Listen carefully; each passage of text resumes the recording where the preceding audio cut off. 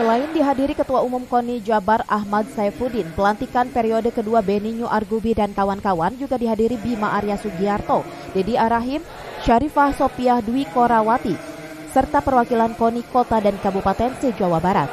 Prestasi olahraga di Kota Bogor saat dinahkodai Beni New Argubi pada periode pertama menuai sukses luar biasa. Dari target 45 medali di Porda Jabar 2018, ternyata kontingen Kota Bogor mampu mendulang lebih dari 50 emas. Untuk Porda Jabar 2022 di Tasikmalaya, Subang, dan Bandung Barat, KONI Kota Bogor sudah memprogramkan menuju 90 emas Porda Jabar 2022.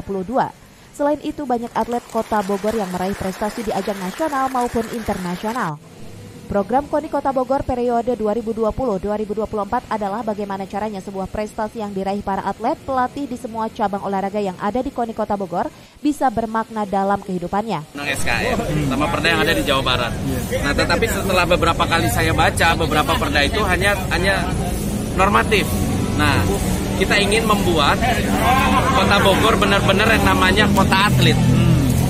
The City of Martial Art minimal. Karena kita punya juara-juara dunia. Nah, di perda ini nanti dijelaskan bagaimana atlet ini nanti ke depannya bisa hidup. Seperti kata Pak Wali tadi, mungkin nggak perlu semua di BUMD, nggak perlu semua masuk ini, tapi dengan adanya perda, keleluasaan untuk orang-orang insan olahraga untuk mendapatkan pekerjaan ke depannya dijamin.